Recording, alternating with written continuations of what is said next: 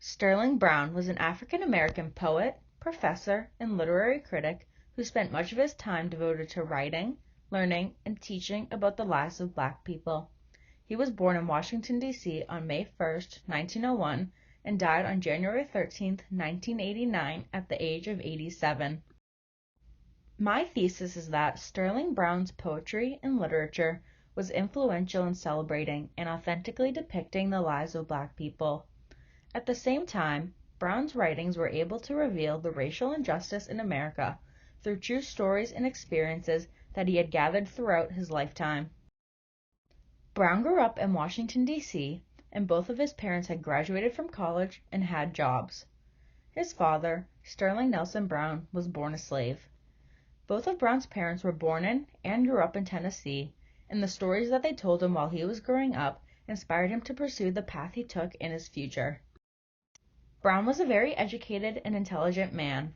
He went to Dunbar High School, where he was at the top of his class, and this led him to receive a scholarship to Williams College in 1918.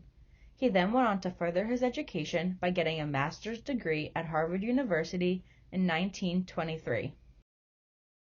A biography about Brown stated that despite his discomfort with the racial isolation at Williams and the bitter cold of the Berkshire Mountains, Brown credits the college with fostering his ability to read literature critically. The racial segregation that Brown endured at Williams led him to become a literary critic in his future professional career. Brown began teaching at the college level in 1923. He taught at many different colleges over his time. However, he taught at Howard University for the longest time at 40 years. As a professor, Brown incorporated jazz, blues, and other forms of music into the curriculum, which were very important to him when it came to his own poetry. In 1925, Brown entered an essay to the Opportunity magazine. His essay was a review of the tenor Roland Hayes, who had performed at a concert in Virginia. Brown was then awarded second place, leading to his essay being published in the magazine. This was his first ever published work. Brown married Daisy Turnbull in 1927, and she similarly came from a Black, middle-class family. Daisy encouraged Brown to continue writing his literature and poems. She was also an inspiration for many of his poems, including Long Track Blues, where he refers to her as his babe in the poem. Brown's poetry was greatly influenced by African American music, including jazz, spirituals, work songs, and blues. Along with music, Brown was influenced by many other Black writers and poets who focused on race in their own writing. One writer who was a great inspiration to Brown was Langston Hughes. Many writings from Brown were based on true stories and experiences that he had heard from Black students, colleagues, and people he encountered in his daily life. Brown also used authentic dialect and spelling in his poetry, which he is greatly known for. This enabled Brown to truly capture the lives of Black people in his writing and relate to them. This quote is from Brown's poem, Bitter Fruit of the Tree. It says, "When they drove her husband till he took to the swamplands and brought him home bloody and beaten at last." Brown wanted to capture the true lives of Black people in his writings, and this poem showed the violence and torture that they had to deal with on a daily basis. Southern Road was the first collection of poems that Brown published in 1932. He gathered poems that he had written for magazines and articles over the years. This book was highly praised by critics because it was seen as a breakthrough for Black poetry. People wanted Black poetry to be a poetic portrayal of their life, and this book of poems did just that. No Hiding Place was the second collection of poems that Brown had written.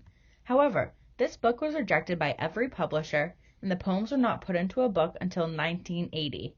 This book was rejected for economic reasons because it was trying to be published during the Great Depression, which was a time of economic troubles for people. After the rejection of No Hiding Place, Brown was discouraged, and he began to criticize literature that inaccurately depicted Black experiences. Brown thought that white poets were distorting Black life because they didn't truly know the stories they were writing about. So Brown criticized literature by writing book reviews, essays, and drawing sketches. From 1936 to 1939, Brown was an editor for the Negro Affairs for the Federal Writers Project. This was special because they did not hire many Black writers during this time period, and it was a way that helped Brown to try to stop the stereotypes and inaccurate descriptions of Black people in writing.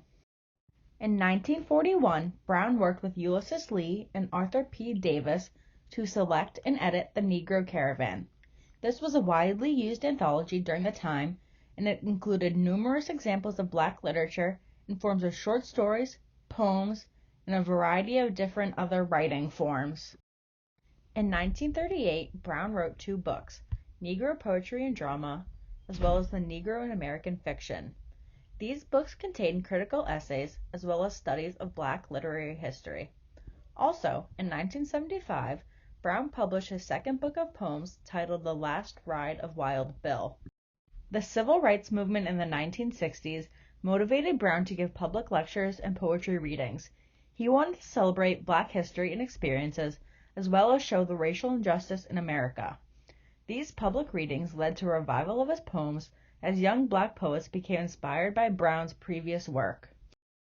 In 1980, Brown published the collected poems of Sterling A. Brown, which included many poems, including those from No Hiding Place. This gave Brown lots of recognition as his poems were becoming more popular, and this eventually led him to winning the 1982 Lenore Marshall Poetry Prize. Over Brown's life and towards the end of his career, he won many honors for his teaching and poetry. He was granted 13 honorary doctorates from different colleges, including Howard, Yale, and Harvard University. He was also named the Poet Laureate in District of Columbia in 1984.